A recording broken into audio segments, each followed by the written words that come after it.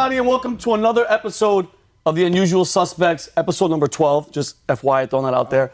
I'm your host, Vincent Oshana. Today, we have a dope show lined up for you guys today. We have a lot of stories that we're going to cover on our Unusuals today. We have Humberto, we got Connor, we got Brady, we got Shane. Everybody's ready to go.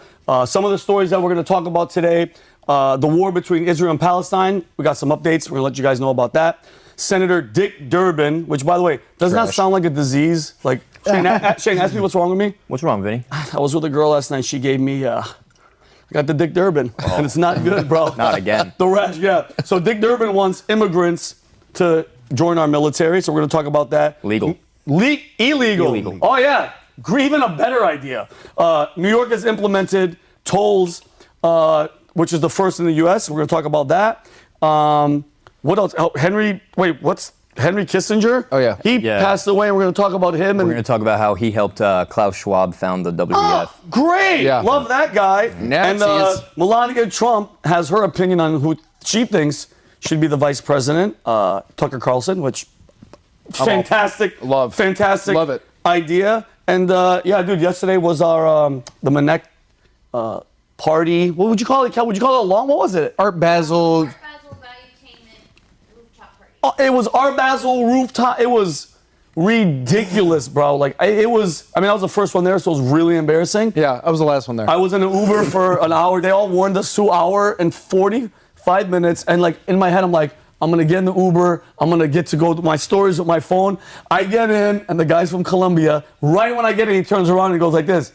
You know aliens are real, right? And I'm like, oh, here we go. An hour and 45 minutes. And you know what I did? I was like, yes, they are. Yeah. You were like this. Dude, wait, by that time, I'm like in between the seats talking with them. And dude, at the end, I was like, you were moved up like this? I was talking to them the whole time. I almost had them pull over to sit in the front. Watch this. Yeah, check this out. But yeah, guys, we got a bunch of stories. And let's just, I mean, why are we going to wait? Let's just get right into it. Get into it. Connor, first off the bat, the military, what is going on as a veteran? When I heard this story, please let me know what the hell is going on. Alrighty, so what we were talking about, in case you were not thinking about it already, fellas, let's start off with the Roman Empire. Okay, I love it. Quick little history lesson for all you Roman bros out there.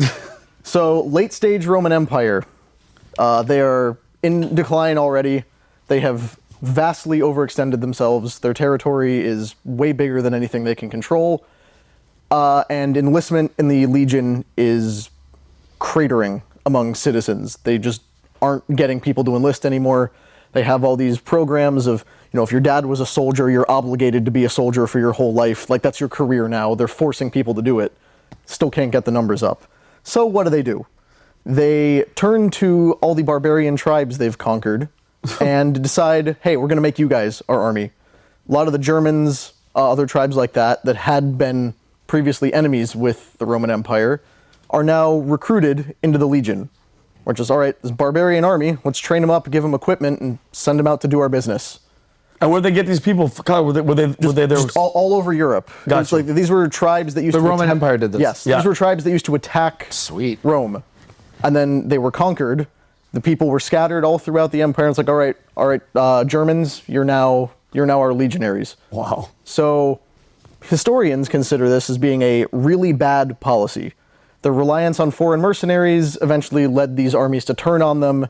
As soon as Rome was at its weakest, all these armies just marched on them, took their stuff, contributing factor to the fall of the empire. Wow.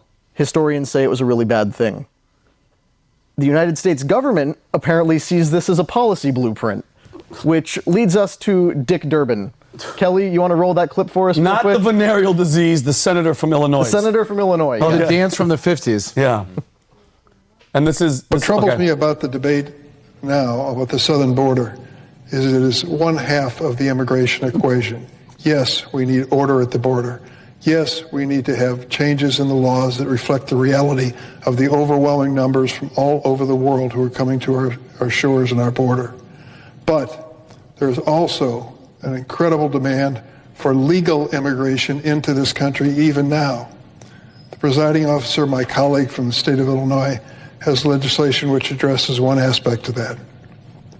Her bill, and I hope I describe it accurately, says that if you're an undocumented person in this country, and you can pass the physical and the required test, background test, the like, you can serve in our military, and if you do it honorably, we will make you citizens of the United States. Do we need that? Do you know what the recruiting numbers are at the Army and the Navy and the Air Force? They can't reach their quotas each month. They can't find enough people to join our military forces. And there are those who are undocumented who want the chance to serve and risk their lives for this country. What? Should we give them the chance? I think we should. And let me tell you about other... Yeah. So, Wait, Hey, yeah, Dick, what do you fight, you piece of... Yeah, unbelievable. Exactly. Yeah, go ahead, 'cause I have so But much to talk about. just like late stage Rome, the United States cannot get its military recruitment numbers up. I think Patrick put out a video on this a couple months ago. We've talked about it extensively. The military is at a massive deficit. I believe last year they were 25% short of their recruitment goal. Yep. And then, like Brady mentioned while the video was playing, think about all the people who got dismissed over the vaccine.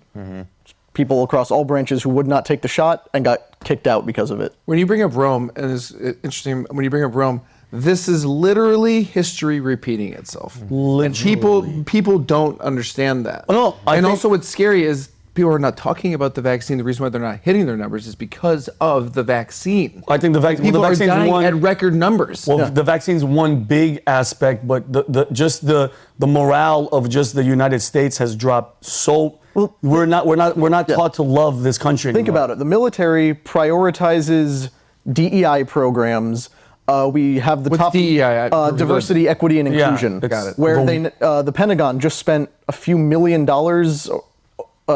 tens of millions of dollars over the last few years prioritizing DEI programs. Like anti-racism Yeah. training that goes on for We hours have, and hours. Like all unreal. It's So a waste just of brain- money and time. just- Guys like Mark Milley who want to understand white rage and are assigning reading to deconstruct race relations. This is what they're prioritizing. And- Why would the average white guy want to join the military anymore? Yeah. Let me tell you something as the only immigrant here, okay? As a legal immigrant. Congratulations, thank you. Worst deal of my life. I had to pay thousands of dollars in lawyers and fees and whatever. And if you're illegal, they give you $15,000 just to get started. So like with the money I spent plus the money I missed out on for coming here legally, like it makes me mad. And the thing is, us legal immigrants to this country, I came here because of the Constitution. It's the most important document ever written after the Bible. 100%. That's what I'm gonna say. I agree. And I came here with a shovel. You know, I came here with a shovel to build this country. Yep. That's what I came to do. But if I had to defend it and they pass me a rifle, I will grab the rifle. And if things get bad enough, I will grab the shovel and the rifle so we can like defend it and rebuild it. Yeah. And this guy, who is this guy? Dick Durbin. Dick Durbin. He's never picked up a shovel. He's only picked up a pen. No, keep going because I'm going to say I something mean, after that. he comes in and goes to like, okay, we're gonna give free visas to cannon fodder. That's what he's saying. Yep. Like, let's put them in the front line. Let's get them all killed. So our, DI superstars, they can be in the White House, talking crap. And the other thing, people are not going into the military because they're fighting for this guy. The guys that are making the calls are this guys. Who wants to fight for this guy? Nobody. I want to fully break down the thing he's talking about here, and we have an analysis of this that I wrote on vt.com where you can go read that up. We'll have a link down in the description for you guys at home. What he's discussing, I believe, was proposed by his fellow Senator Tammy Duckworth. Yes. Who is another crazy Democrat, Yeah. which I repeat myself. Is there Yeah, sane how many ones? times- Is there sane ones? No. No. I don't think so. Except for, ironically, John Fetterman, who seems to be becoming more based. He's becoming more based, and I think that's the second. That might be a stunt double because he's changed dramatic. He couldn't Totally. talk 2 months ago. Now he's like, yeah, the Democrats are like, shut the hell up. Shocking Number how two. the more cognitive function he regains, the more conservative he becomes. That's It's like the so movie The freaking Dictator. funny. You watch Yeah, it? yeah. Like when they had the double. So Oh yeah. So wait, Yeah. because I But have a bunch anyways, I want to break this down, what they are saying is that any illegal immigrant who has crossed the border and now lives in the United States will be immediately granted citizenship after completing military service, assuming they can pass the physical and mental requirements for being deployed. And the bargain there is just ridiculous because you have people whose first act in the country is breaking the law. And then suddenly they're like, okay, enlist and we'll give you citizenship. It's just an extension of the same thing the Democrats always do, which is we're going to bring people in, and ensure that they are always loyal to the Democratic Party. 100%. Because if you bring in all these people who cross the border, immediately give them elite training and access to weapons, who do you think they're going to mobilize on behalf of? It's certainly not the United States. Right. More than likely, it's the Democratic Party. Yep. Because just like they have in every other area of society where they've done this, the goal is to ensure that the people are always loyal to the people in charge, which in this case is the Democrats. Because we've seen it in the military already, we've seen it in police forces, basically all these other groups that, especially during COVID, when they wanted them to enforce lockdowns, all the good cops who didn't want to do that, all the good military members who didn't want to do that, left. All the pro-gun people in the military who wanted private gun ownership, they had those rights challenged a few years ago. So they're all leaving. Who's left? All the pro-vaccine, anti-gun, pro-Democrat people, Right. bolstered by ranks of lethally trained immigrants. Yeah. And do you think they're going to be used on foreign soil? No. Yeah. The goal is to use them here against us. And it's funny that you have to go all the way back to the Roman Empire. I take you back to the 80s when they trained the Mujahideen. They military elite training, weapons. See what happened? Yeah. Okay, they just did it in Mexico. They trained like forces to fight the cartels. And then what happened? And then what happened? We have cartels with guns. Yeah. So now they're gonna do it here, like in our home turf. This is gonna go. Can I ask you kind of how far into, like, where is this? Is this just a suggestion, or is you trying to put it on the floor to actually? Because if you think about it, and please remember to answer, because I'm going to add to it. He's saying that he's going to do a background check for an illegal immigrant. Hold on, that doesn't make any sense. And mind you, we're not just talking about Mexicans coming over the border, which that's the misconception every time Trump or anybody talked about insecure, wide open border. Everybody and their mother is going to come here. And mind you, just the FYI, they're already here. Yeah, that's the point I wanted to make. Yeah, go ahead and make this point, because then also, you nailed it. Every single one of these people that comes in under this policy are going to vote Democrat 100%. That's going to be in the clause. Brady, 100% the clause. And then if you think about it, these vaccine people leaving, I just saw a video from and you guys could look it up. Just put, Captain Navy, and you hit the, I'm gonna say Adam's thing. He hit the nail on the head. He had a list of all of his pilots that are in the Navy and what the numbers of myocarditis, pulmonary disease. Brady, it's in the over 100% of these guys. And tell me that's not a tactical move from China, because think about this. You release COVID. The American people, you're going to get a bunch of them to scare the shit out of them. But you know who has to take the vaccine? Everybody in the government. Yeah. My sister, Major Hernandez, who's one of our friends that came on my show, she has myocarditis. You know she who can't run doesn't? anymore. You know who doesn't have to take the vaccine? Who? Dick Durbin. No, 100%. I mean, None of them have to. None of them. No, He they're doesn't not. have to go to war either. Yeah, and Connor, not to cut you off. Go ahead, please say what you're going to say. The bill is currently in discussion. It's been proposed. Do not believe it's been up for a vote yet as of this, but you see, he's pushing it. Of course, that means there's a lot more people on board with it. Dick Durbin's not some fringe guy. No, but also he's a Democrat from Illinois, which is the most corrupt Yeah. state that we have. He's Illinois very is one completely of corrupt. them. But like Vinnie just mentioned, it's not Mexicans that they're talking about No. here. And because the border's been a mess for so long. It's open to the Yeah. entire world. I was just going to say, Yeah. real quick, Alex Jones on Tucker last night was talking about how he thinks Hezbollah and Hamas are putting sleeper cells They're already into the U.S. Wait. To be honest with you, Shane, I'm telling you guys right now, I wanted to post something today, but I was too busy to say it. I hope everybody, I'm not a fear-mongering anything. I'm a factual, what I feel in my heart, because I was in the military during 9/11. I'm telling you guys all right now, something is going to happen very soon.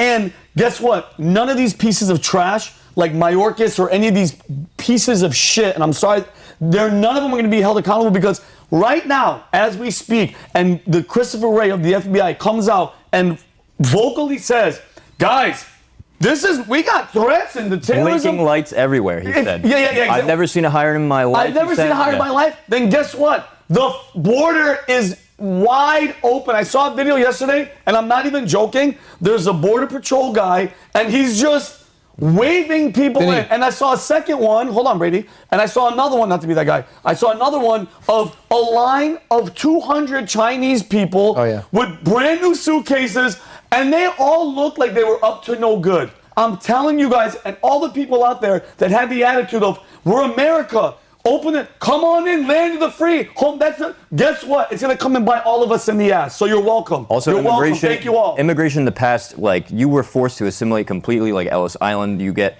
taught English only. Like, you had to go through so much, just completely cultural, almost like remaking of. Yeah, you want to be a citizen. Now, guess what happens? You came here 2 months ago. You are part of Hezbollah. We start a war with Iran over Israel, and guess what? Iran's going to tell all their sleeper cell people Go to for do? the gusto. Go, Dude, kill them. It's weaponized. Like last month, for the first time ever, Venezuelans were the top, like the top nationality to come through the border illegally.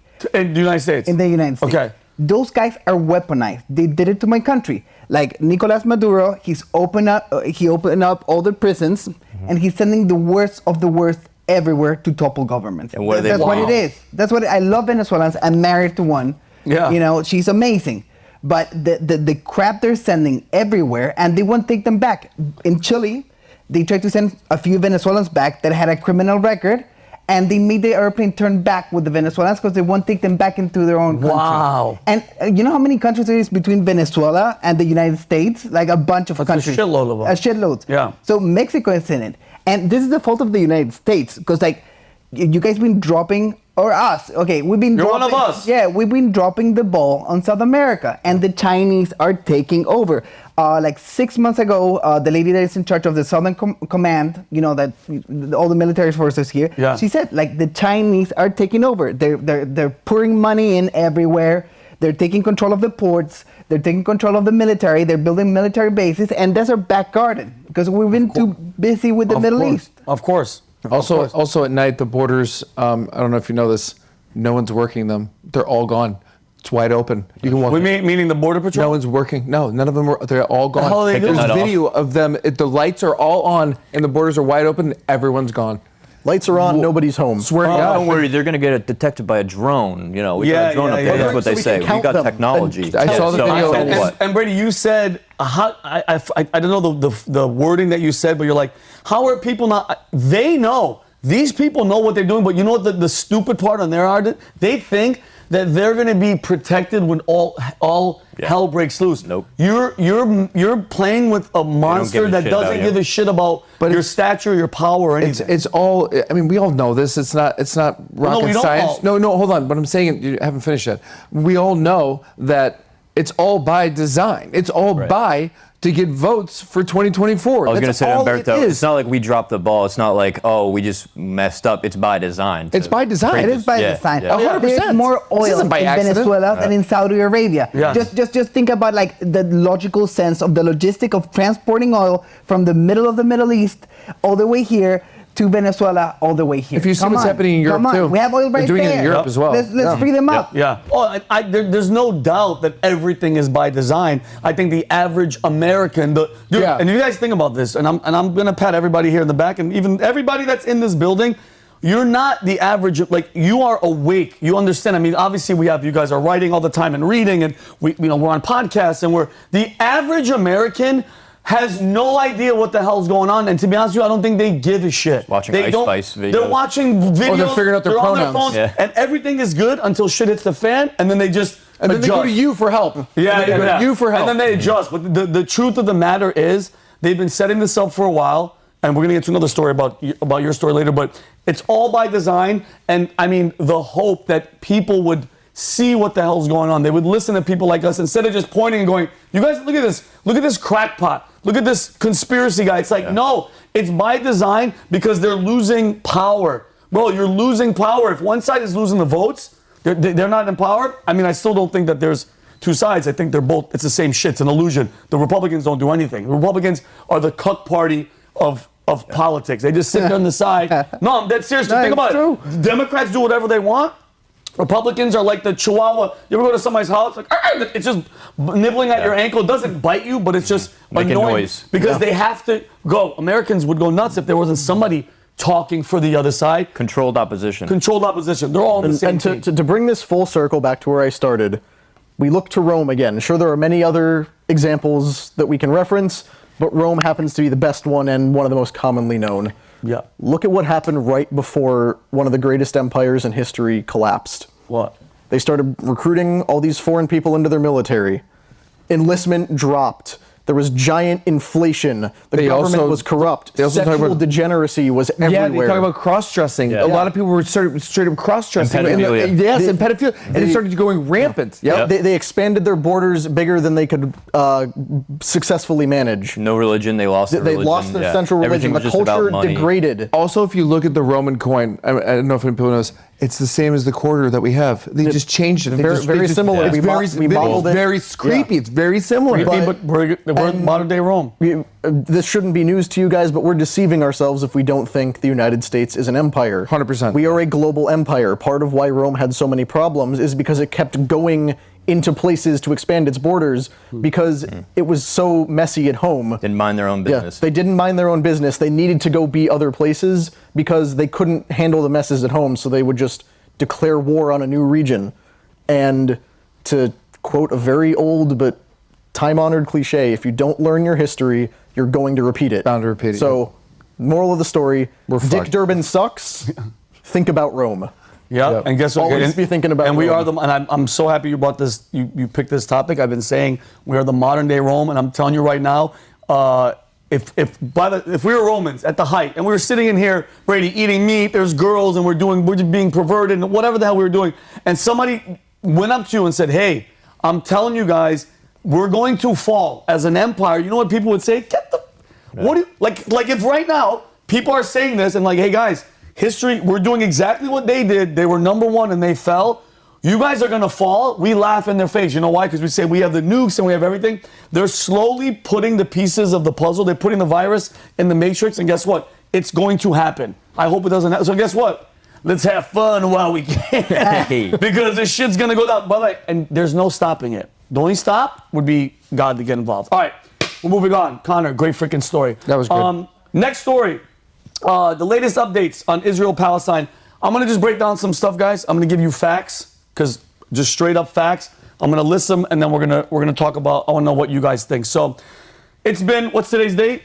Today's the 7th. 8th. Okay, it's been 61 days since a horrific attack by Hamas in Israel that left over 1,200 Israelis dead. Since then, Israel declared war on Hamas and has conducted airstrikes, ground assaults. They were talking about flooding the tunnels recently today with seawater. I don't know if they started it yet, but I think Brady said that they did. They have. The death toll has reached, and this is a guesstimate number, 15,000 dead, which the majority are women and children and men. I hate when people just say they don't care about us. There's innocent men in there too. And the number of Hamas terrorists, still unknown. All right, nobody can give an accurate guess. I've seen a bunch of interviews and podcasts from people from Israel, from the other side. Nobody can give you an answer. Some say 100, some say 500. Yesterday somebody said 1,000. But I mean, tactically, a lot of people are saying also that Hamas fled Gaza because they knew the response of Israel was going to be devastating. So it's been 2 months, 61 days. We still haven't gotten any answers, okay, on how the attack happened, especially with Israel having the top tier defense system and technology. And once the attack occurred, we still don't have an answer on how that agency, Israel as a powerhouse, let these Hamas terrorists run amok, chaos, rape, torture, kidnapping, everything for up to 6 hours before they met any resistance. That's still insane, okay? And then the White House is asked, and this was 4 or 5 days after the attacks, what went wrong? Because, you know, the reporters, we want to know what the hell happened. A, because we want the answers, and so it doesn't happen again. John Kirby says, now is not the time. Kelly, can you play that video of John Kirby, the little rat in the White House? John, this was a massive intelligence failure. Who bears responsibility for that?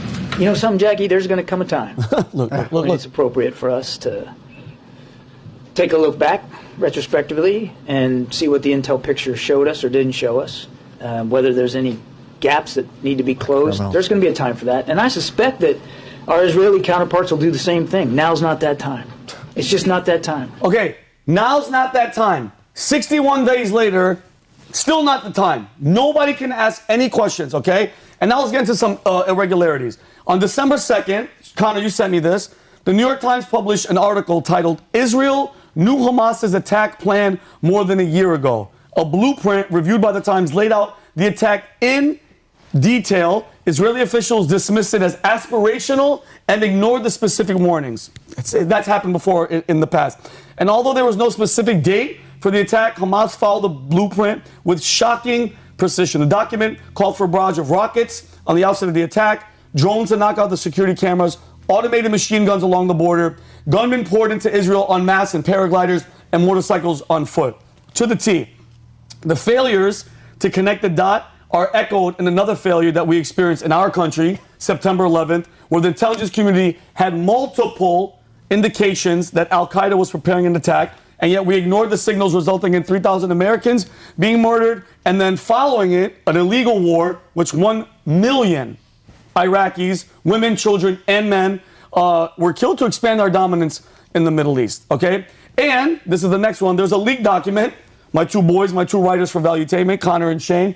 A leaked Israeli document dated October 13th, 6 days after the attack, that suggested in detail the mass relocation of Gaza's 2.3 million people to Egypt, Sinai Peninsula, and the West, countries like Canada and the United States, to take these refugees, okay?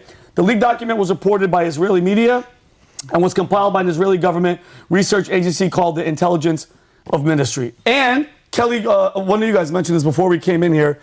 Someone bet against the Israeli stock market days before the attack. Interesting. No, that's very, very interesting. A study by Columbia University and NYU called Trading on Terror suggests that a trader may have been aware of the coming attack. And mind you, when I say that, nobody knows who this person is. Could have been a higher up Hamas. Could have been. Nobody knows who this person is. They bet against the Israeli economy and walked away with a profit by short selling the U.S. and Israeli stock exchange. And short selling is a trading strategy aimed at making a profit off an asset that is expected to drop in price. And according to Columbia law professor Joshua Mitz, he said that's extremely unusual. It was profitable, and he said this person made millions of dollars. And he says another missed signal, and the stock market was screaming that something is going on. And again, this is reminiscing of leading up to 9/11 when people were. This is just psychic. I think they must have gone and seen one of those psychics that you pull over and you see. Yeah. They were shorting stock on American Airlines, the airlines that were used to freaking fly the planes into the towers. And Larry Silverstein took out insurance. And Larry Silverstein took out a multi-billion-dollar insurance company on the World Trade. And guess what the insurance policy was for? Terrorist planes crashing into the building. And he called in sick the next day. Oh, no, well, if we're going to go there, Condoleezza Rice called Mayor Brown of, I forgot where he was, Chicago? Yeah. And said, hey, listen, FYI, don't fly to New York today. Weird. Yeah. Anyway, I'm gonna say factual. And lastly, in the months leading up to October 7th, there were massive this is what people don't talk about. You know this, right? We talk about this. There were massive protests in the streets. There was civil unrest in Tel Aviv. Bro, there was 100,000 people in the street protesting Prime Minister Benjamin Netanyahu and his government. One protester stated, the future of Israel's democracy is at stake. If the government succeeds in pushing through the plans, it would tighten political control over judicial appointments and limit the Supreme Court powers, etc., etc. We also have, we showed this on the PBD podcast a while ago, there was a home video of Benjamin Netanyahu talking about the U.S. and basically saying that we manipulate easily and that they can do whatever they want to us. Kelly, can you please show that video? This is a home video of Benjamin Netanyahu. Bibi.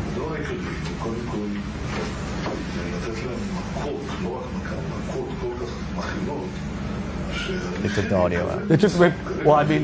Anyway. You can see the subtitles. Yeah, you guys can see the subtitles, but look what he's saying right here. Are we to bring them to being afraid of everything collapse? He said, wait a moment, but the world will, say, how can we conquer them again? He goes, the world will say, because they aren't afraid of the world, especially today with America. I know the Americans, something that can be easily moved and, what's he saying? Move in the right direction. Okay, so guys, you can watch this video, it's out there. He's basically saying, we can do whatever the hell we want. America's easily manipulated. His words, not mine. And speaking of Bibi Netanyahu, I'm pretty sure, Brady, you probably don't even know this. Did you know that his trial started on Monday? Who? Bibi Netanyahu was on trial for fraud, bribery, breach of trust. Good dude. And it resumed on Monday because there was a 2-month pause because of the attacks on October 7th. The first trial was supposed to start May 24th, but it was prolonged because of COVID. And then, like I said, Israel, Hamas attack. So I want to ask you guys a question. Everything that I said is facts. You've seen videos, you've seen the articles, you've seen everything. I'm not assuming, I'm not saying, I'm just stating facts. So with everything that I mentioned, and I'm sorry for guys, some people out there, facts don't care about your feelings. Everything that I said is true. So however you feel, I can really care less. But if this was a movie, if everything that I read to you guys was a plot of a movie that I came to come pitch to you, be real, who would you think what would you think was going on? And who do you think the bad guys, who's the bad guy in this? I mean, I'd have to say at least they're tied. Yeah. It's not that it's an equivalent between the two, but that both are uniquely manipulative and evil in what they're doing. Yeah. And you could really sum up my opinion on the whole conflict in 3 easy words. Not our problem. Like, this is a conflict that has been going on for thousands of years in this territory between Israel and Palestine, regardless of what name they go by. These are 2 groups of people that have never gotten along, long before the United States even existed. So to say, all right, we now got to get involved. We got to have our ships parked off their coast. We got to be sending them missiles. We got to be sending them armaments. But at the same time, we also have to be pouring millions, billions of dollars in aid into Palestine to help people out, which just frees up more money in the budget for Hamas. Connor, It doesn't make any sense. I will have to disagree. Go ahead, I want to hear this. This is a problem. This is a big problem. Like, I think the Muslim population right now is 2 billion. They're the fastest growing. They're the fastest growing, and this is not even about America. This is about West versus East. This is what this is about. This is about the future of Western civilization. I don't have a horse in this race. I'm neither Jewish nor Palestinian. I feel for innocent people. Of course. I think the response from Israel wasn't strong and professional enough. And when we hit the Kissinger thing, like I'm gonna go. We'll get into that. Okay. Yeah, I'll get deeper into this. But if this thing gets out of hand, like these people are coming through the border. We talked about the border. These people are coming through the border. I saw a compilation of woke people on TikTok. Yeah. That were starting to read the Quran now. Yeah. And this is we need to worry about this. Like not this specifically, but the outcome of this can define like the actual fall of Western civilization. I agree with you on that. I'm gonna go Nikki Haley on this thing that let's send troops. Because like I think that's insane. But I want to get to Shane, but I have a point to make. So Shane, go ahead. I was going to say, well, to counter that, don't you think what Israel's doing right now is just kicking the beehive and is making radical Islam even more of a problem than it was before? Exactly, because like Vinnie mentioned, and I just had covered on the show before, the plan to relocate all the people out of Gaza and get the West to take them, that's going to be more destructive than letting them stay where they are. Because if these people are peaceful, Israel would just take them. Yeah. If these people were peaceful, Egypt and Jordan would take them.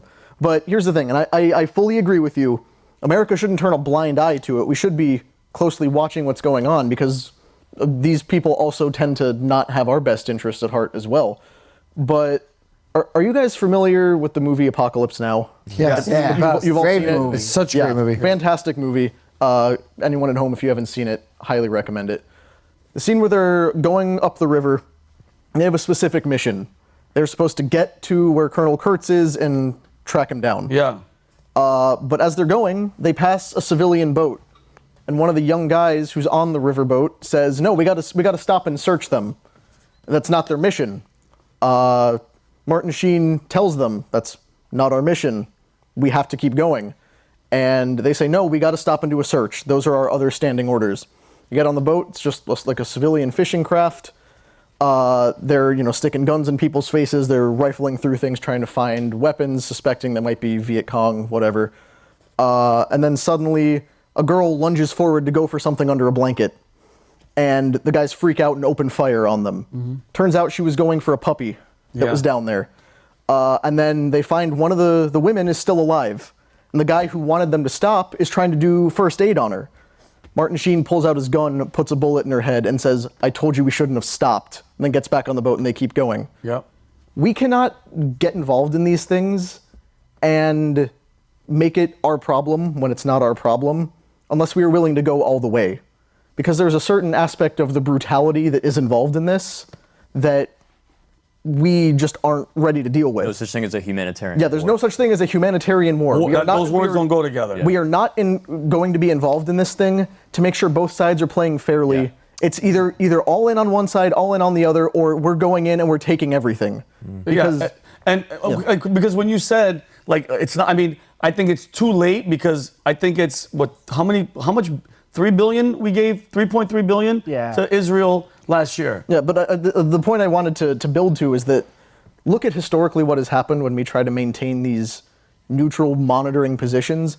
The last time we had warships parked off the coast of Israel just to monitor things, make sure there was no territorial escalation, we had a little thing called the USS Liberty incident. Yeah, I don't know if you guys are familiar with that, but that is where Israeli naval and air forces bombed and shot up one of our ships and killed a ton of our people. And then they were just like, "Oh, sorry." Although all signs showed that they knew it was an American ship. Well, whose else ship would it be? Yeah. They said, "Oh, there was a communication malfunction. Your radio signals weren't getting through." It's not like we don't have flags on our ships. Yeah. What do you mean? Then the Liberty was taken to a place not in the United States to be repaired before it was brought home. So we wouldn't have American audiences seeing a ship full of bullet holes that was caused by Israel.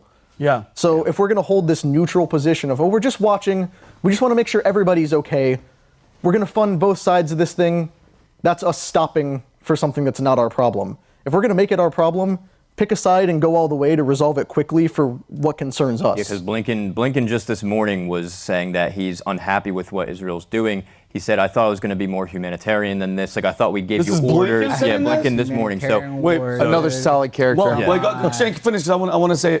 I didn't see that much both sides of that, but basically the Biden administration's stance is like, how can we play both sides and keep the left happy with us and be on in favor of the Palestinian citizens, but at the same time, we have to support our global. And it's Shane, and it's impossible. And I want to say something, and I like this conversation, I like this debate, and I want the people at home to know, it's okay to ask questions, okay? I don't give a shit, because people love to oh my God, because if I feel bad for Palestinian, the women and the children, oh, you don't care about Israel, you're anti-Semitic, and you support terrorism. It's like, bro, first of all, I'm Assyrian, I'm a Semite, so you can kiss my ass. All that shit bounces off of me, okay? Because guess what? You can have a say. You know why? I'm an American. My tax dollars, this Patriots tax dollars, all of your money goes to support Israel, and I'm for it. I want them to be safe. Are you kidding me? I have Israeli friends. I have a shitload of Jewish friends.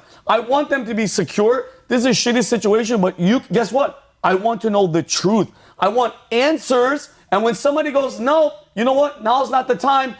Same shit with 9/11. We wanted fucking answers. Now, how many years is it later? Now, it's no secret. They knew. They let it happen. And we went to fucking how many wars? And now our dominance is all over the Middle East. So don't be scared to ask questions. Don't let nobody play that bullshit. You're racist or you support Hamas. That's all nonsense. And that's why there's a big problem with this.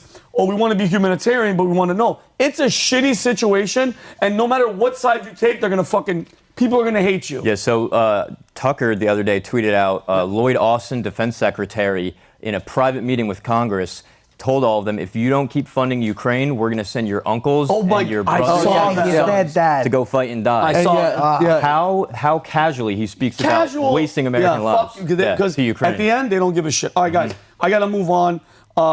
Brady. Yep. I'm a New Yorker. You're a guy from Chicago. You mentioned something that's crazy happening with tolls and shit. I want you to what is going on so I can get even madder than I was before I woke up? No, it's what's happening in New York is awful. I mean, we're literally moving into, I wrote down here, communist China, but we're kind of moving into communist America, which is sad because what's happening in Silicon Valley is now kind of happening in New York, where it's all about basically you're being spied on constantly. But what's even worse now is they're going to now start charging you. New York City is the first city in America to charge residents for going to work, basically. Okay. New York's now introducing a congestion pricing. So they're going to be charging people coming into New York. How much? And they're going to charge insane fees. Hold on. They have what's called a congestion zone. Kelly, can you pull up the congestion zone? It's basically, it's Lower Manhattan. Okay. There it is. That's all. That's the congestion zone. From Central Park all the way down. Correct. Yeah. That's where people, that's their livelihood. That's people's livelihood. Of course. And they have to come in there and make money in there. So what they're going to do now, small trucks, if your truck is loud and it makes a noise, there's a thing that goes off, basically like a red light camera, basically, right?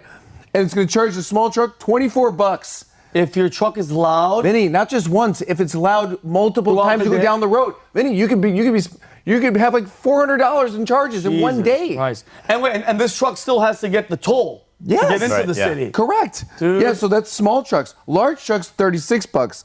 And then there's a $1.25 surcharge if you want to get in a taxi. You want to get in a taxi? It's a loud taxi, you're getting charged. Oh my God. So also, tour buses, $36. Charter buses, $24. And this happens from 5 a.m. to 9 p.m. Monday through Friday, and then 9 a.m. to 9 p.m. Saturday through Sunday. Oh my God. Have they clarified what they mean by loud?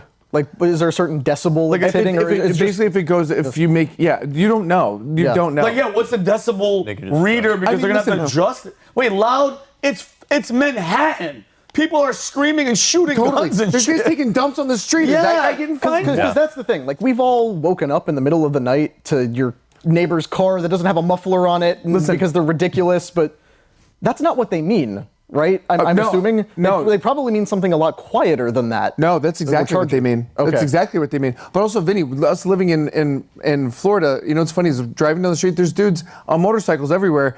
And like it's stuff you see on on MTV and stuff, like guys on their motorcycles doing wheelies and stuff. I see it all the time. But there soon it's coming. So I looked it up. It's coming to Florida. They better not bring it. It's coming to Florida. It's That's why I love this No. place. I love It's coming It's already in London and Sweden. It's coming to Florida. It's coming to Florida and Chicago. And you know where they started this is in China.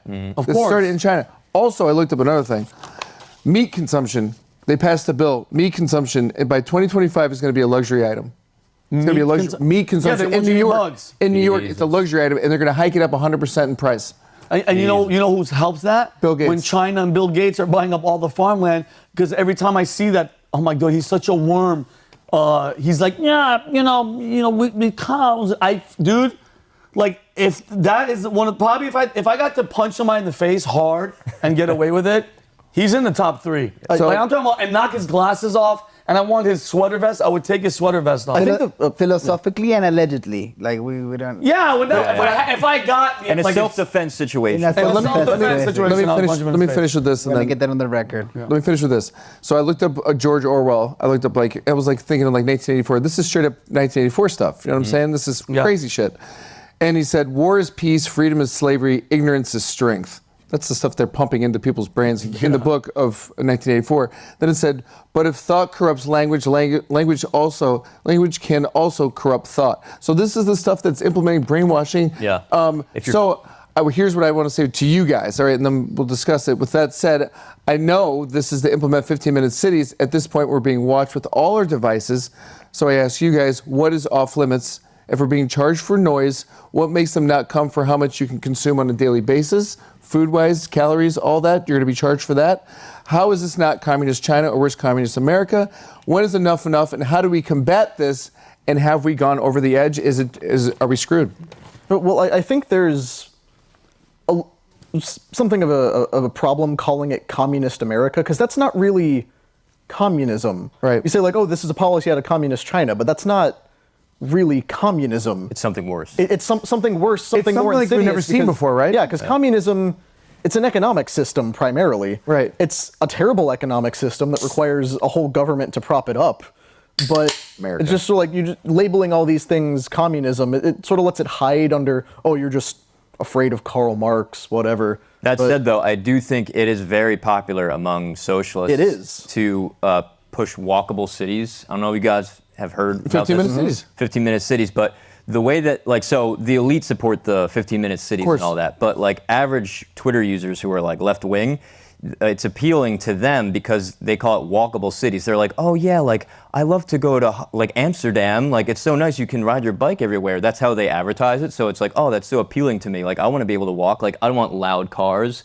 You know, I'm just like some leftist who like walks to my like pottery class or whatever. That's how they're gonna push it. But you're not gonna get this nice paradise of a walkable European city. What you're gonna get is a gigantic like open air concentration camp, basically. Yeah, you have a few thousand people living in an area as opposed to a few million people in the United States. Well, But it's you also can't get there. in Saudi Arabia. Is it Saudi Arabia? Have you seen that line? Yeah. They made that Yeah. line. I was Have gonna you seen bring that up. Vinnie? That's the most stupid Like, thing. okay, it looks cool, but that's so fucking. Listen to me. Like since the beginning of time, humans, these start civilizations, cities, and whatever, Right.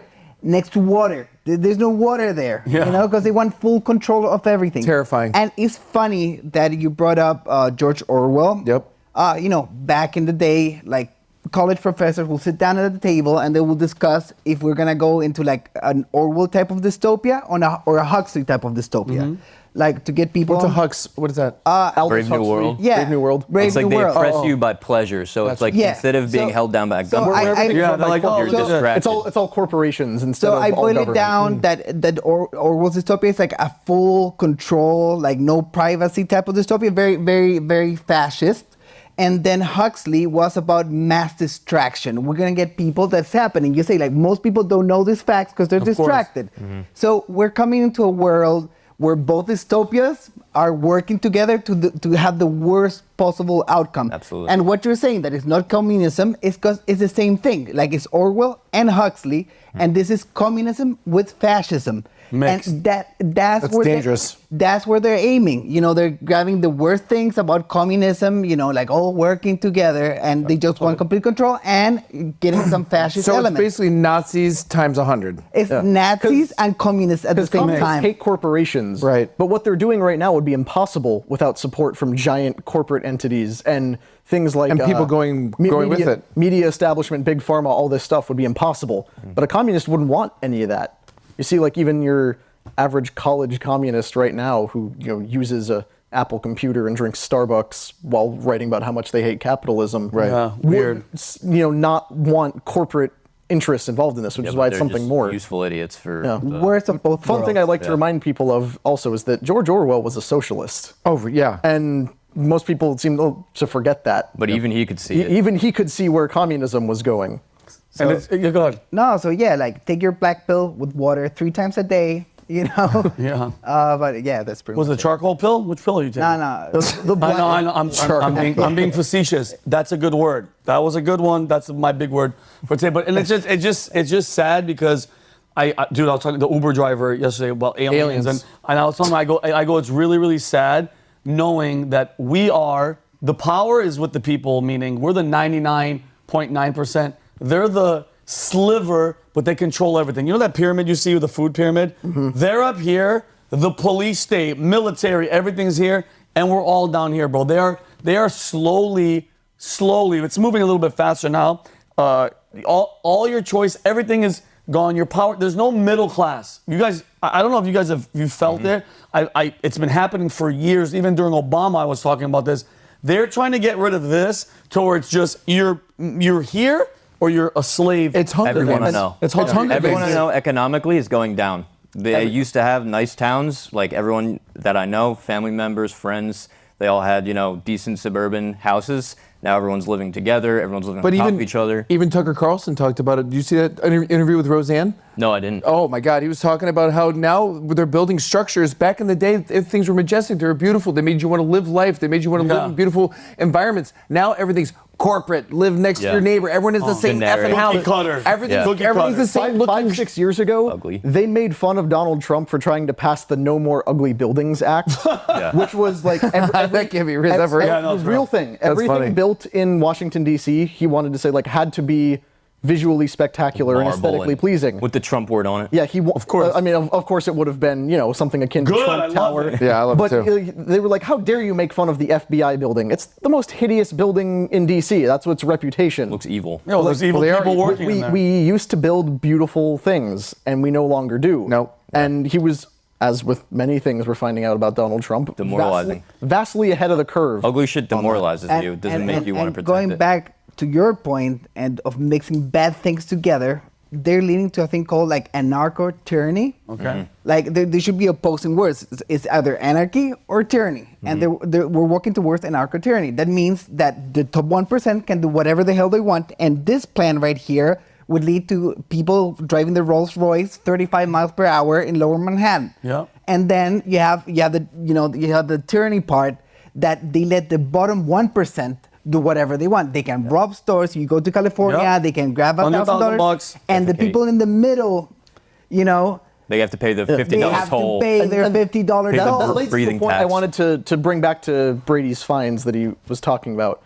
I once heard fines very accurately described as just how much it costs a rich person to do something. Where if you see a sign that says there's a $5,000 fine for parking here, that just means if you have $5,000 to spare, you get really convenient parking. That's exactly what it is. So, I know those. I knew those people in LA. So when they want these things where it's like, okay, a filet mignon is going to cost $700, that just means the uber wealthy get all the filet mignon they want, and nobody else gets any.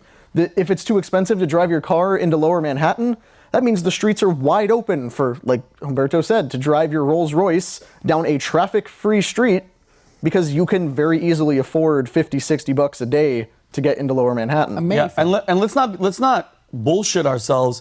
That one of the main reasons that just came out of the blue.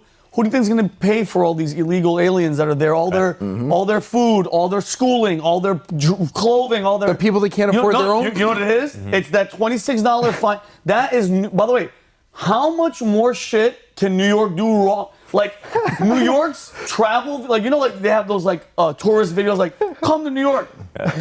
What is their pitch?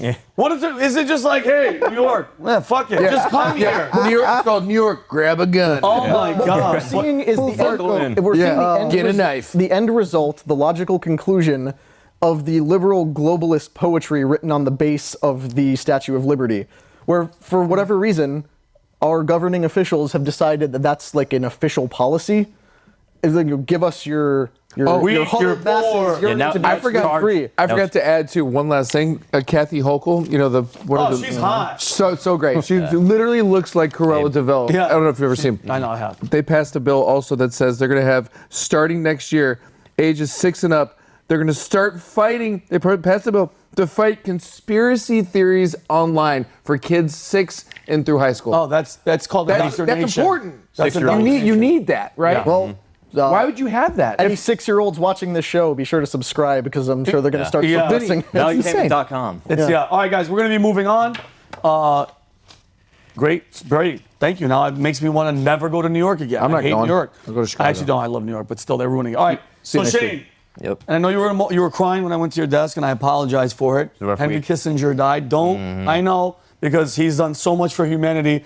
You're going to talk to us about his legacy. Let me know what's going on, please. Thank you. All right. So basically, Kissinger died last week, and lots of people were talking about it. But one thing caught my eye, which was this story about how he helped Klaus Schwab start the World Economic Forum.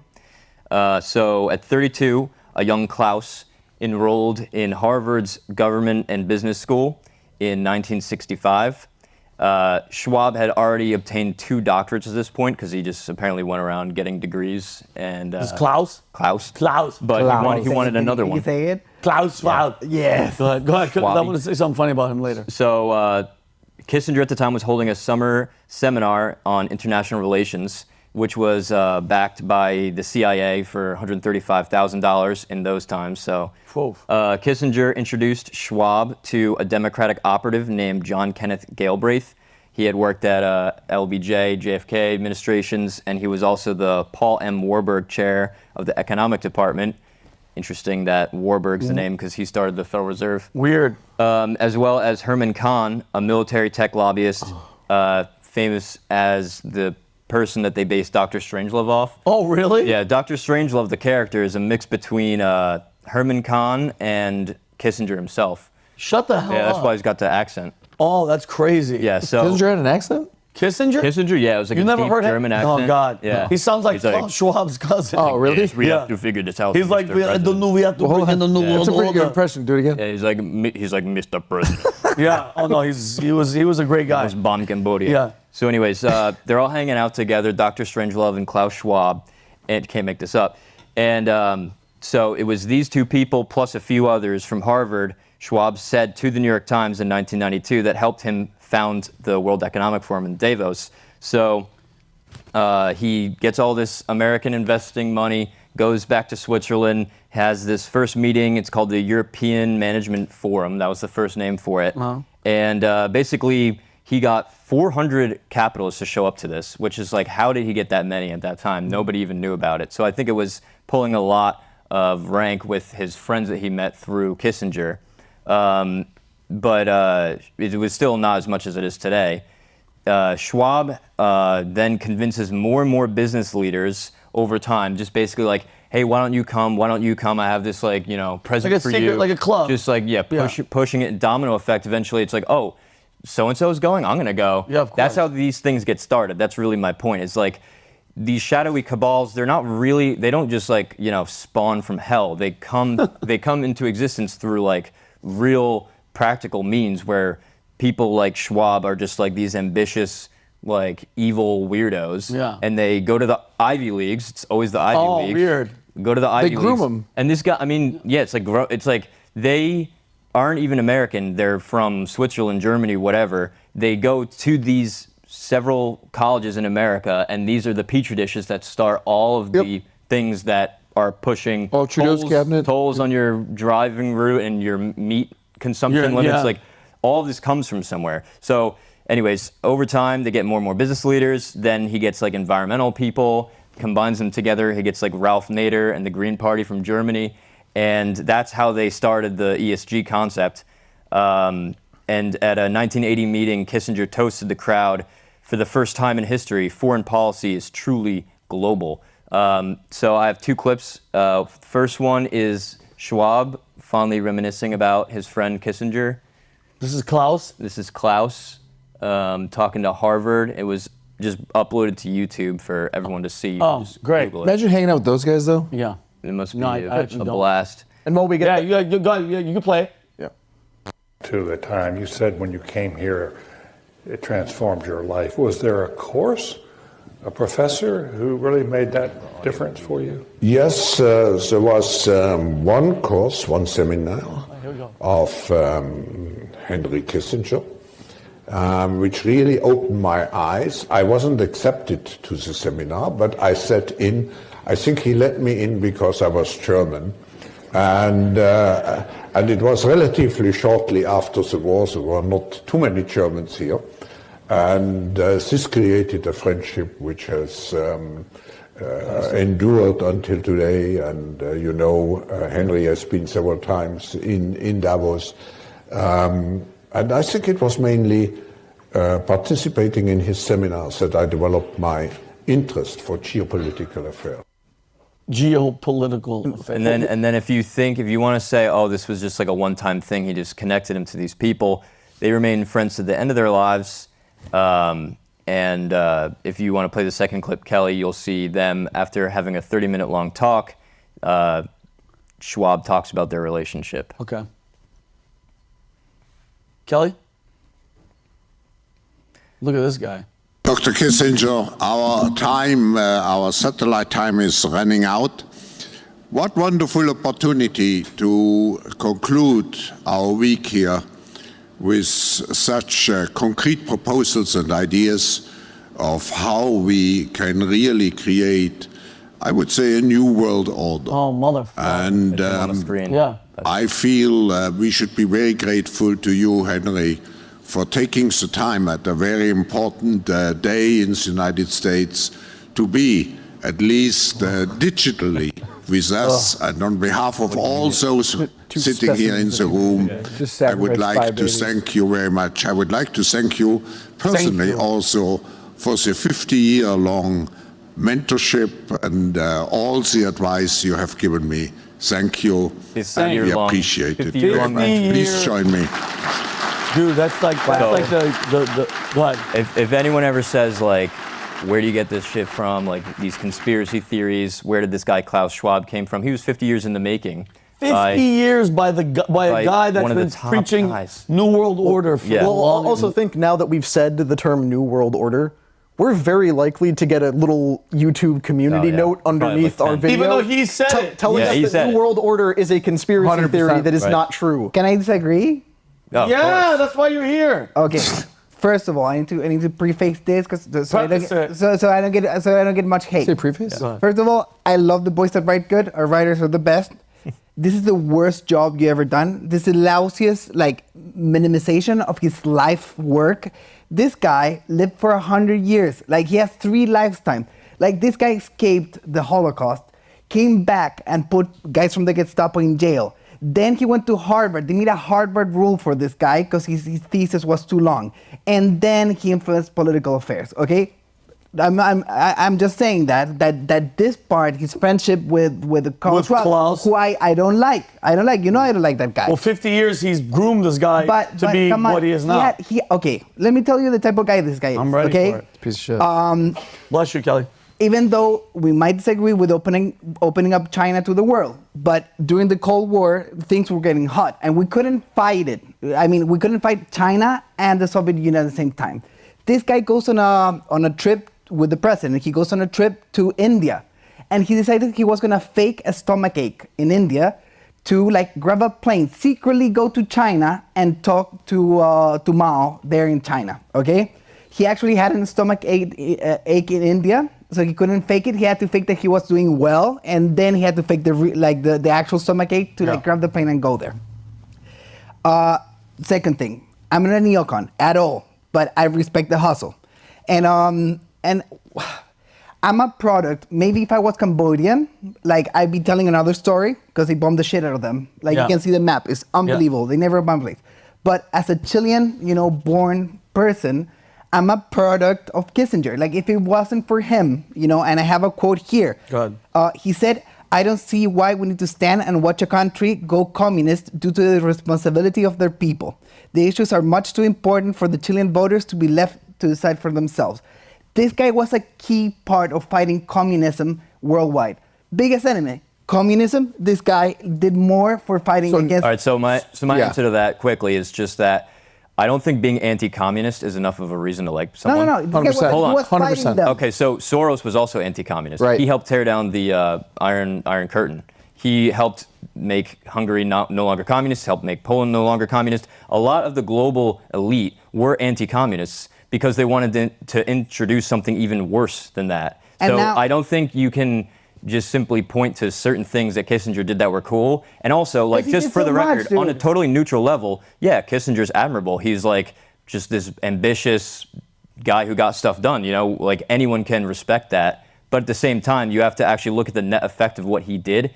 And, we still don't know. But the jury's out. Okay, it's too early to tell. Yeah. But globalization is a problem to the point where he, 2 months before he died, said he has finally come to the conclusion, the realization at 100 years old that maybe this mass immigration thing wasn't such a good idea now that there's Hamas supporters all over Germany. 100%. Well, so Germany only when it affects him. And I think this marks the true ending of the 20th century. And I'm going to tell you one over, so I get hate from all sides, okay? The reason I like Trump so much, is because he's the most like Kissinger, okay?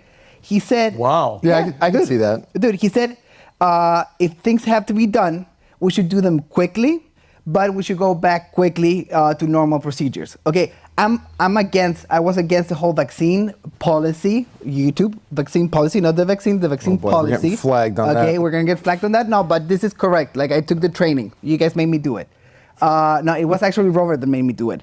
But the thing is, for example, when we had that crisis in Syria, that they started, messing around, Trump made them find out real quick, Of course. He sent the Tomahawk missiles right up their ass. And that lasted 48 hours. Yeah. And that's how Trump act. The vaccine, Trump was warp speed. Not literally warp speed. Not fast vaccine or what, warp speed. I want this thing. I want this thing out now, And I think that's why everyone, not everyone, but that's one of the main reasons that they like Trump. Trump grabbed a plane, he went to Korea, and he crossed the DMZ and shook he hands. slapped his little shoulder. You know? He was like, hey! But it has to be in service to good things, because pragmatism and getting things done is not a good in itself. It has to be in service to good things, because otherwise I'm pragmatically like advancing Satan's agenda. Like that's not like a That's good the point itself. I wanted to get to, actually.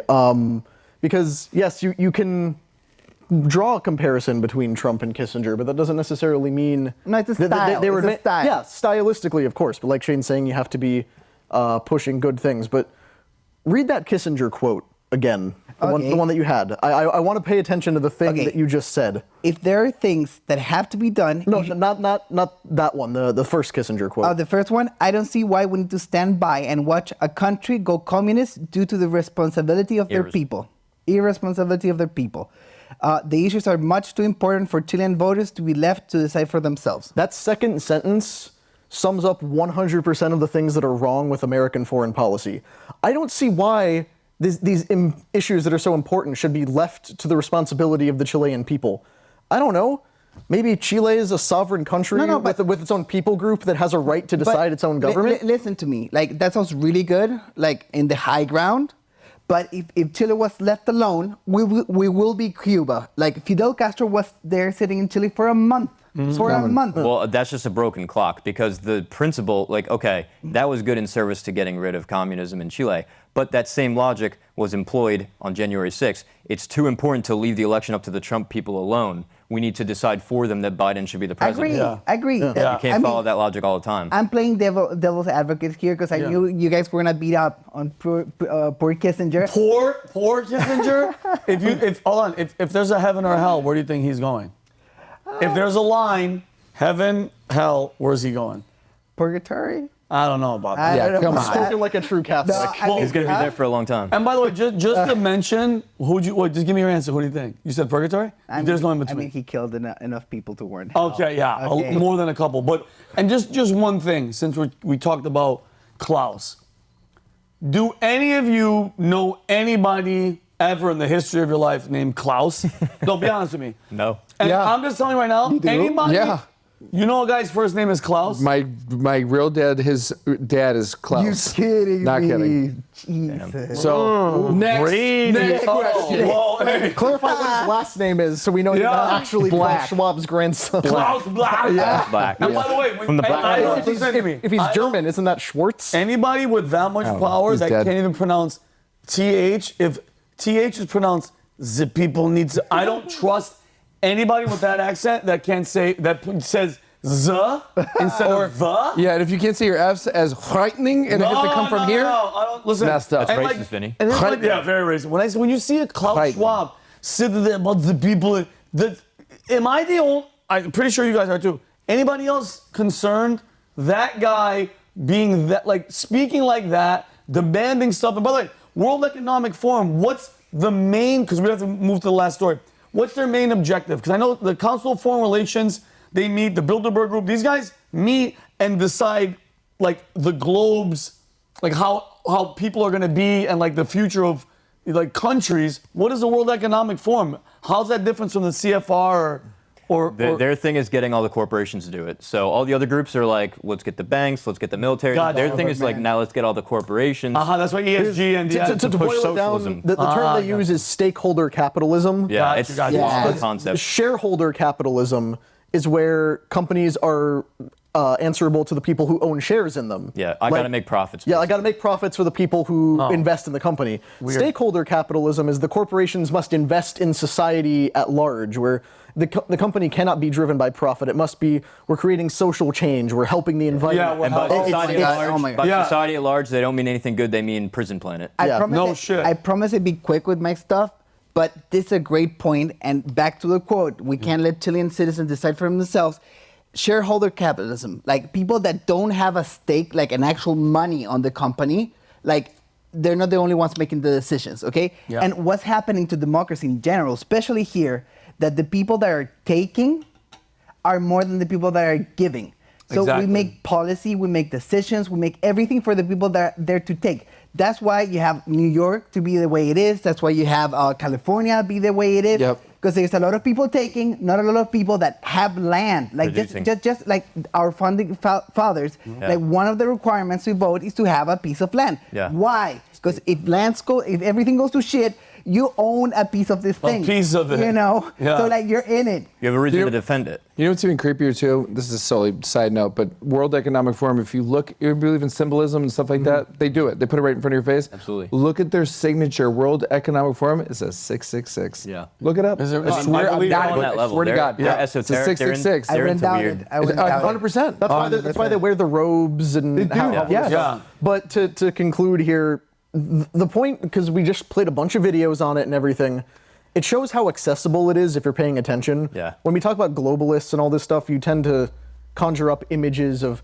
men in hooded cloaks and smoky back rooms where no one knows what's going that on. when they're open, They're dude? live streaming it on YouTube Dude, they right don't now. They don't give a damn anymore. Yeah, look at the Vatican or whatever. It looks like a snake. That Yeah. room they Yeah. talk in. You You do not broadcast have to there all the wonder. time. Yeah, it looks like You don't need to wonder who these people are. You don't need to They're wonder what right their in agenda front of is. your face. They Yep. happily tell you because they They think have they are doing websites, the good dude. thing. Yeah. They state everything They on don't, the website. yeah, when I it's in know. your face, yeah. It's a joke. And guess what? And we talk about it. Nobody's We're watching, but watching. not enough for watching. Because you know what they're watching? Taylor 100%. Swift and Kelsey. Let's All right. go. Which All is right. why you should share the video that we're doing today with Yeah, all share the the people video, you know. get the word Share out. it out. All Get the right, word out there. All right, guys, last story. Listen, first of all, I am so happy that your family, you American, you love this country. You mentioned country. in the history of the world. No cap. No cap. No cap. Capitalism, yes, Yeah. but no cap. And Albert, you mentioned Trump. Is he your favorite president of all time? He's my favorite person of all time. Okay, beautiful. I love it. No cap. No cap. cap. And you mentioned, so since we're gonna stay on Trump, you had something where Melania said something about his vice president. What'd you hear? And I didn't even hear about this. Okay. So I want to know. First of all, Yeah. Okay, I need to give credit to Melania. Like she gets thrashed around by the media all the Melania time. is the most beautiful president, She- first lady in the history of. First of all, she's the most beautiful. Hot. Okay, she's smart as heck. Okay? Imagine being a woman, like a model, like an Eastern European model. I'm listening. In the Yeah, you are. in the New York, D.C. area, Yeah. and surviving, like Yes. not being trafficked and then ending in someone's trunk. Yeah, You know, of because they course. used to kill them all the time All there. the time. All the time, and they still do. Yeah. So she survived all that. She married a great man, made a great son, and Baron. Baron. He's Dude, like 7'5". He's like Yeah. 9 foot tall. Dude, Future Barrett king. Trump may actually be the God King you know, of humanity. very like strong, Yeah. tall children. I mean, she did everything. Now she's saying that maybe Tucker would be a good option for VP. And this is random. Humberto, where did she say this? Well, she was quoted. Okay, somebody heard it. Somebody No, we're overheard it. 100% sure she wasn't watching the PBD podcast a few weeks ago. Yeah. But just to put in perspective, like how useless the office of vice president is. Throughout the history of this country, we went 38 years since we have a president without a vice president. Wow. It wasn't a requirement to have a vice president till, like, you can fact check me, till 1970, 70s. So 70 something. Okay. That you didn't have to, but why did they keep? Why did they keep? case he him? Because in the dies. Constitution it says that when the president elected, he may have help, so like he can have a cabinet. Yeah, and if- cabinet's gotten out of hand. George Washington had a 4-guy cabinet, 5 dudes talking important stuff, and now Drinking we have whiskey in a yeah, tavern. drinking whiskey With their wooden fighting with teeth. Hamilton, Yeah. and now we have a 15-man cabinet. Everyone has their own executive office and whatever. But let's Yeah. not get into that thing. A quote about being vice president. John Nance Garden, that I think he was the vice president for FDR. He famously described the vice presidency as not worth a bucket of warm piss. Jeez. Okay. In the Constitution, they have 2 main jobs. One of them is certifying the election. Trump, Pence. You know about the Pence. Yeah. And the second one is to break a tie if Congress, if there's a split Got vote. you. I 100% agree with her. You don't have to take my word for it. You were right here in the same couch with Roger Stone, and who did he name? Tucker Carlson. He named Tucker Carlson. Why? Because Trump needs a communications guy. Yeah, Okay? big time. He's doing all the right things. He's saying all the right things. The American public is not ready for it. So someone like Tucker, that, America loves Tucker, and they've been loving Tucker for years. I'm a Tucker fan myself. I He's love the him. best. I love him. He'd be a great VP because he can do the whole communication things, like not like Kamala Harris that can barely speak. Oh. He can talk. He can talk, and he can say the same things that Trump is saying with a smile on his face in a way that everyone can, can agree or can understand where he's coming from. I think he will make a great VP, 100%. I think so. And you think he'd be willing to take the job? he's a patriot. Roger Stone said it. He's a patriot. If it comes down to it and he needs to take the job, he will take it. Because I believe Tucker. This is really bad news for Ron DeSantis and Ramaswamy. Like after this statement, wow. those guys. We're like, dude. Those guys are not happy because you see this. Trump, Tucker, 2024. Then Tucker, someone. Ooh.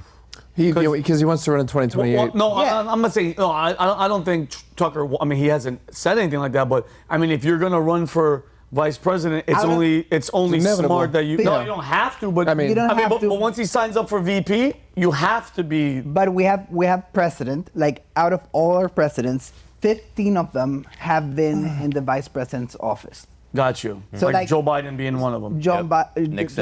Nixon, John Adams, Jefferson. Yes, Yeah. a lot of them. We're VPs. They get started, they get the foot in the door. They get the on the job training. They get on the job training, and I think if they run together, like that's a win. Like I don't see anywhere around it. It's funny you say that. It's just a side note. Michelle Obama and The Rock. I'm not making this up. Saw this yesterday. They're talking about he's going to run. I know it's stupid. It sounds dumb, but look where we're at. I mean, it's not far. We're Disney not far approved. off. Right, but it's by not every far morning off. show. You saw The Rock was walking down the stairs. Did you see that? Yeah. I saw him with some He was at the military. Pentagon. Yeah, they're talking about Michelle Obama and The Rock running against Tucker and Trump. I mean, look, where are we? Not gonna lie, This was first tested out back under Bush and perfected under Obama, where the president became a celebrity. Right. And then with Trump, a celebrity became the president.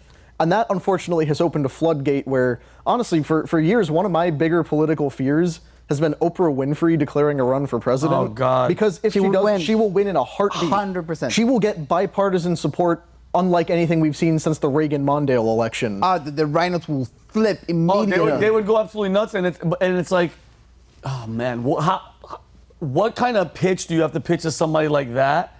That's so rich, doesn't like what? It would have to be something like, hey, listen, you owe us. We gave you this. We never went after you. We could have easily destroyed you. Now, time's up. Like that would be the perfect thing for a Michelle. Michelle, I don't think Michelle has any inclination. Why would she? Why would she? Why would she? But here's the thing. If there's a meeting and they're like, hey, listen, you have to do it. Mm-hmm. We need you to do it. You have to do it because there is no chance Joe Biden's going to win. People see the snake in Gavin Newsom. Who else? Like The Rock. Bro, The Rock, are you bananas? Why the hell would you want to be the president of the United States? You're coming into the worst, that's the worst position that you could have. Well, if that happens, we can talk to my boy Milei and we can all go to Argentina. Let's go. I don't think Buenos Aires. this country can take another Democratic administration. And that Back to back? I always say that I'm coming from the future because like 4 years ago, Chile was a prosperous country that was on the verge of becoming a first world country. Guys like Biden and Kamala Harris and AOC got into power, and we're back to square one. We're back to square one. Like they got rid of our constitution. We actually have a referendum coming on the 16th where they're gonna end destroying the constitution. They're gonna How many amendments? Or they're doing amendments? What are they doing? No, they're changing the whole thing. What? Yeah, they're changing the whole thing. They have a proposed. Can you do that? I mean, you can't, but they did it, and they did it twice. Like I was very active. You can Google me. I was very active to stop that happening. We stopped happening, but the politicians got together and they made another constitution, and now we're gonna vote on it on the 16th. What's their justification? Huh? What's their reasoning for it? Pinochet. Like everything that happens Explain in Chile. to the folks at home. Okay, Pinochet was a president. Probably not democratically elected, but he took Chile out of the gutter. Like that's 100%. Really? 100%. So he was awesome. Okay, listen to me. Used to throw communists out of helicopters. Back in Respect. Back in 1973, we had the same GDP as Haiti, okay? And went to be the #1 in South America, by far. Just because he implemented in 1980s a new constitution that was written by a bunch of libertarian economists here. You know, you can read about the Chicago boys. And the constitution was perfect. You know, it was a great country. But they tore down the Constitution, and when people think, because I think very highly of the American Constitution, I said it's the most. It's the best document ever. It's the second most important document next to the Bible. Bible's versus number Bible. one. Let's be real. But what I'm saying, like, it's up for grabs. Like, if they get enough people, and if they burn enough things, and if they change the government enough, like the Constitution, like we see it as some holy document, but if we don't defend it. And if we don't talk about the Constitution enough, it can be gone any minute. And once you have the Constitution gone, like imagine how the whole like pandemic thing would have been without the Constitution. Oh, forget without it. freedom of speech, without freedom of. What do you mean? Without the Second Amendment, guess what? We'd all be like nobody'd be in here right now. We'd be slaves. 100%, and that's why people at home understand the Constitution is the firewall between you and the government. It's a blanket when you need it. Like we can't let the Constitution go away. We can't let these people. And it's funny because they criticize. They say they believe in the Constitution, but they criticize the part of the Constitution that are like the freedom parts, like freedom of speech. Yeah, they try and freedom to bear arms. Those are the parts of the Constitution that they attack the most because that makes you a free human being. If you can't say what you think, if you can't think freely, and if you can't defend your thoughts and your family, you're not free. That's it. That's it. Which is why Tucker Carlson in a vice presidential slot might be one of the most important people to occupy it. A guy who is a free speech advocate who launched a show on X entirely because of that purpose. I mean, I like all his thoughts too. He even talks about Tataria. Yeah, not making and people money. aren't talking about that. No, and I respect anyone that can change their views, they apologize, and they move on. He had 100%. He had Alex Jones on yesterday, and he goes, listen, just in the opening intro, he's like, listen, I'm going to be honest with you, never saw eye to eye with this guy, disagreed with a bunch of stuff, but then the more I listen, the more, and he goes, he was right about a lot. Yeah, what is it? Eye in the sky? What'd you say it was? Eye in the sky? What'd you say? He never saw eye to eye with this guy. I'm sorry. I'm sorry. No, it's all good. You're hungover. He was in the sky. Alex is in the sky, but he saw eye to eye. But yeah, exactly. But he admitted, he's like, listen, he said stuff about COVID and all this other stuff about 9/11, and he goes, he showed video, and he goes, dude, Alex Jones predicted 9/11 to the T. Terrifying. 3 months before. Yeah, 4 months. Oh, hold on video, dude, it's and insane. he showed it. Watch it. He showed it, and he goes, how did you? He goes, did Homeland Security come after you? He goes, no, they never came after me. But if they listen, he goes, I read the signs. So going back to Tucker, I think it'd be a great presidency. I'm concerned because I already know. I know you know because we talk about it. I know you two know you of all people. They have something up their sleeves. Oh, yeah. And I really hope that they give us, I don't think they will, so I'm again, I'm hoping what they do will let it be a free and fair election where it won't be an event where people have to vote from home because I don't care what anybody says. I don't trust the post office. I have a letter that my mom sent me when I was in the military. It's still not here. Like, it's just, she's like, I said I love you, and I put a check. She had to cancel the check. I don't trust any mail-in, absentee, nothing, especially with all the people that they just let pour in the country. I believe in going up, showing your ass to vote, with showing your ID, and I just think they're up to something. I don't know what, but remember this, and I'm saying this, when it just happens, open your eyes to know, like, oh shit, this is the event. This is what it is. Because do you honestly think that it's going to be a regular Shane? No. Go walk up and go vote. Come back. Are you guys freaking stupid? Yeah. Regular old vote. You talk about how they show you stuff before it's about to happen. There's a movie on Netflix that's out right now with Julia Roberts. I forget the other guy. It's about literally the grid shutting down, and it's called Leave the World Behind. What? Huh? What? That they tell you this stuff. They spoon feed you this stuff. It comes out on Netflix today, actually. Yeah. Vinnie, I'm 100% with you on that. But at the same time, bring my boy Kissinger back into the conversation. Go ahead. Realpolitik. And Ron DeSantis said something really important at the debate. We need to play with the cards we're dealt. Like if these people do ballot harvesting, we need to do ballot harvesting. If these people, we need to use all, like, I don't agree with the rules. I think that's not democracy. Yeah. I think voting for home is not democracy. But if they're willing to do it, like it's going to, it's going with a knife to a gunfight, Yeah. Like we gotta be locked and loaded, and we have to hit the streets. We have to talk to people. We have to have people to open their eyes. I don't even vote, but I'm just saying, Yeah, no, and I mean, but dude, it doesn't. Gonna start next Tammany Hall. Yeah, exactly. Oh, I love the Tammany Hall. It doesn't help when we know for a fact that the last election, 2020, really wrap this around your head. The FBI, who obviously is all Democrat, was at Twitter saying you can't post this. Don't let nobody post this story. All you news media, no negative news about Biden.